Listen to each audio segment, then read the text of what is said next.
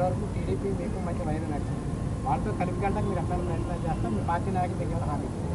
నేను ఒకటే చెప్తా ఉన్నా, ఇప్పుడు కూటమి ఉంది, ఇప్పుడు అక్కడ ఎమ్మెల్యే ఉన్నాడు. తెలుగుదేశం వాళ్ళని ఎలా చూసుకుంటారో మరి జనసేనలో ఉన్నటువంటి వాళ్ళని కూడా అలా చూసుకోవాలి అన్నదే నాది.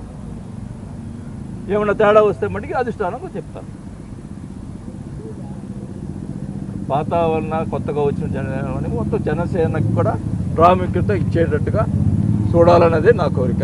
అంతేగాని నాకేదో తగాదు పట్టుకొని చేయాలని కాదు. అది ప్రజల తీర్పు శిరసావహిస్తాం. అది ఎమ్మెల్యే అయ్యాడు, డెఫినెట్గా ఈ గాట్ పవర్.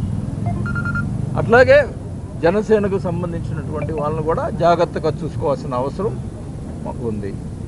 నేను మటుకి మా జనసేన కార్యకర్త కోసం నేను పోరాడు.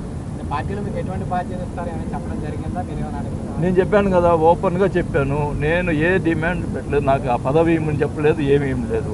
పవన్ కళ్యాణ్ గారు ఒకటే చెప్పారు, నేను మనం కలిసి పనిచేద్దాం, నేను అన్ని బాగా చూసుకుంటాను అని చెప్పాడు. అంతే, మేము అడగలేదు. ఆయన మనం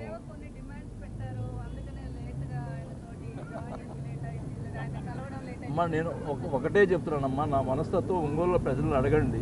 నేను పవర్ కోసం ఎప్పుడు పాకులాడలేదు. పవర్ కోసం పాకులాడితే ఆ రోజు మంత్రి పదవి వదులుకునేవాడిని కాదు. 4 years కంబైన్ స్టేట్లో మైన్స్ మినిస్టర్గా ఉన్నాను. ఒక్క నిమిషం ఆలోచించుకుంటూ వచ్చాం.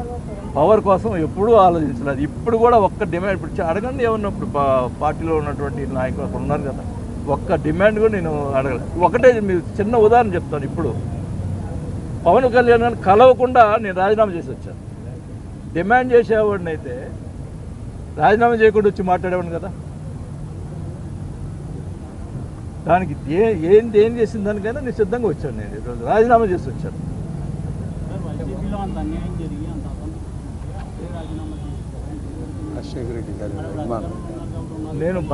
నేను చెప్పాను బాబు, నాకు రాజశేఖర రెడ్డి గారు ఇప్పుడు కూడా చెప్తున్నా, ఇప్పుడు ఓపెన్గా చెప్తున్నా, నాకు ఇప్పుడే చెప్తున్నా, రాజశేఖర రెడ్డి గారు రాజకీయ భిక్ష పెట్టాడు, ఆయన కుటుంబం కదా అని చెప్పి భరాయించాను. కొన్ని రోజులు ఏడ్చుకునే రోజులు ఉన్నాయి. నా కళ్ళ నీళ్లు కూడా ఇనిగిపోయినాయి. అదే పరిస్థితి అది.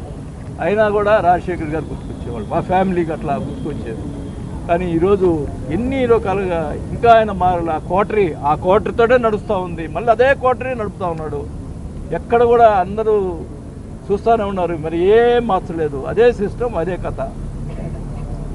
నేను ఎప్పుడు కూడా అందరూ అనేవాళ్ళు, మేకపాటి రాజమోహన్ వీళ్ళందరూ కూడా అనేవాళ్ళు, వాసు నువ్వు ఒక్కడివే ఆయనతో మాట్లాడి గట్టిగా మాట్లాడేవాడు అని. నేను అన్నీ కూడా ప్రజల్లో జరుగుతున్నటువంటి